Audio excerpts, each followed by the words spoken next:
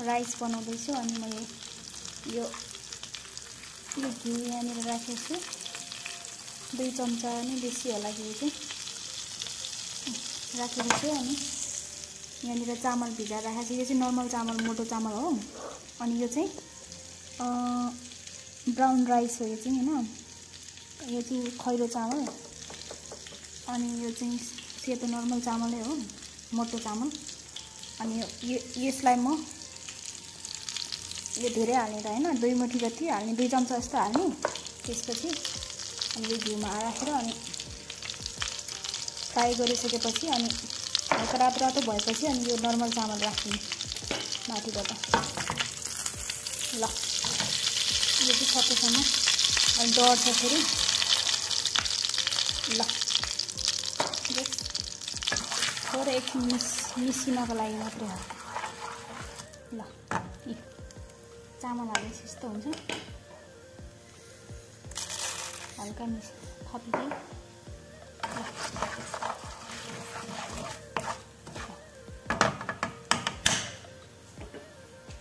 ल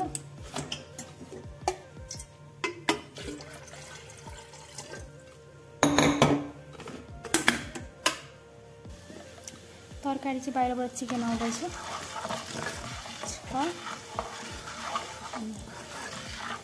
यो राइस मात्रै बनाएको चाहिँ म देखाउँछु ल चिकन अब बनाएको त देखाउनु पर्दैन नि त अलरेडी बनेरै आएको हुन्छ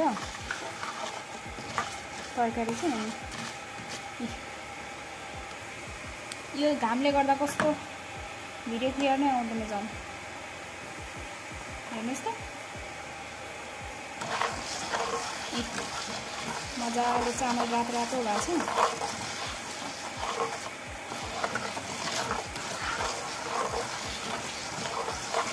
ल ठिक छ म ग्यास अफ गरिदिन्छु एकछिन सेलाओस् न त हैन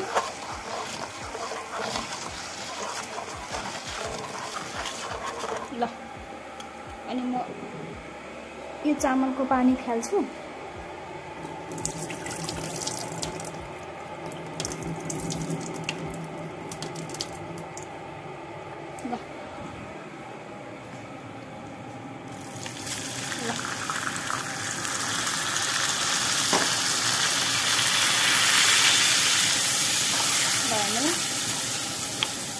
राइस भयो त्यसमा अब तातो पानी हालिदिने अनि त्यसपछि छोपिदिने मजाले भइहाल्यो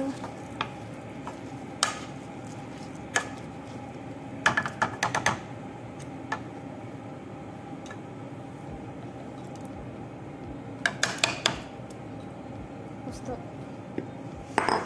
हेर्नु न चामल त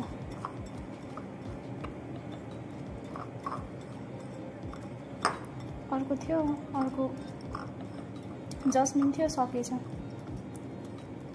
बासमती सबै सकेछ तर ब्ल्याकमा नि छ तर त्यो चाहिँ अब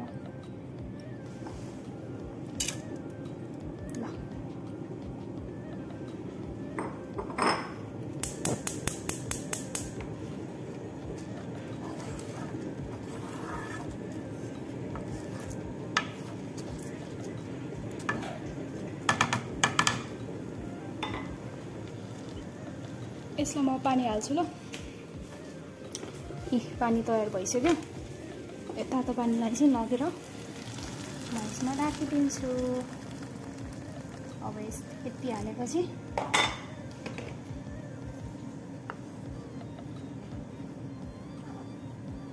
ल यति भएपछि यहाँ पनि थोरै पानी हालेर राखिदिन्छु किनभने यहाँ पानी चामल छ नि त ल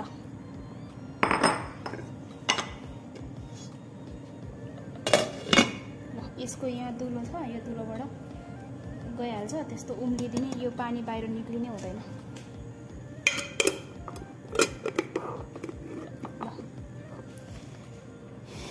यसलाई म यहाँ राख्छु ल यो म अहिले पाकेपछि देखाउँछु है यहाँनिर तातो पानी हालेपछि उम्लिन सुरु भइहाल्यो। यो घिउको कारणले गर्दा घिउ हल्का डढेको भएर खारिएको भएर यस्तो हल्का कलर निक्लेको छ है। ल हजुरहरूले नि यसरी बनाएर खान सक्नुहुन्छ। अब रेडी भएपछि देखाउँछस्। ल साथीहरू, यसमा चाहिँ पानी सुकेर पनि मैले एकचोटि फर्काएर पनि अनि त्यसपछि राखिसकेँ। यस्तो भएको छ हेर्नु ल। यो लगभग पाकिसक्यो। यसको म ग्यास अफ गरिदिन्छु। एक साइड हेर्छ पाक्यो होला सायद।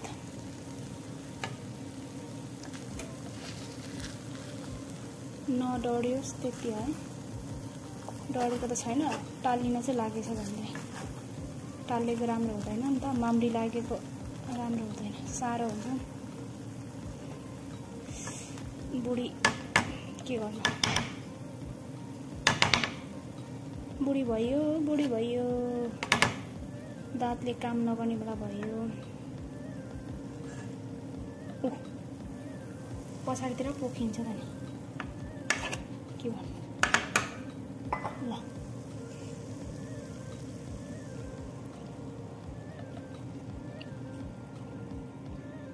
ल घिउमा पकाएको माम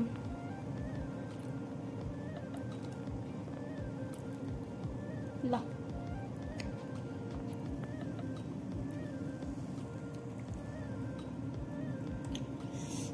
अब यो चाहिँ एकछिनमा रेडी हुन्छ। सेलाउँछ यत्तिकै छोडिदिन्छु। ल राइस पकाउने मान्छे चाहिँ मै हो। ल मै हो। अब राइस खाएर जिङ्गिङमा मोटाउनु पर्यो नि त होइन। गजलु त्यो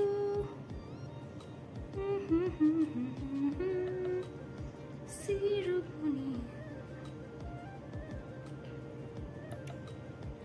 आज घाम लाग्ने अनि के भन्छ जब मेरो फेसमा हुन्छ नि अलि लाइट आउँछ नि त्यति बेला चाहिँ बाहिर घाम लागिरहेको हुन्छ। ल अहिले घाम लागिरहेछ। अब जब यो टल्केको हल्का हल्का हराउँदै जान्छ नि त्यसपछि अहिले फेरि अँध्यारो हुन्छ नि जब घाम कुहिरोले छेडिरहेको हुन्छ क्या। मतलब मेरो फेसमा त्यो के सनस्क्रिम लगाएको छु नि त मैले, केही पनि लगाउँदिनँ अरू क्रिम, सनस्क्रिम लगाएको छु। अनि त्यो सनस्क्रिमले हुन्छ नि थाहा पाउँछ क्या, टल्किन्छ नि त।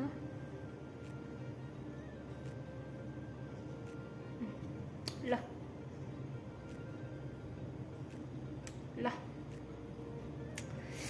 हामी अब नेक्स्ट भिडियोमा भेट्नेछौँ। हस् बाई बाई। हामी नेक्स्ट टाइम भेट्नेछौँ, नेक्स्ट इयर भेट्नेछौँ, नेक्स्ट ब्लगमा हामी भेट्नेछौँ। By by.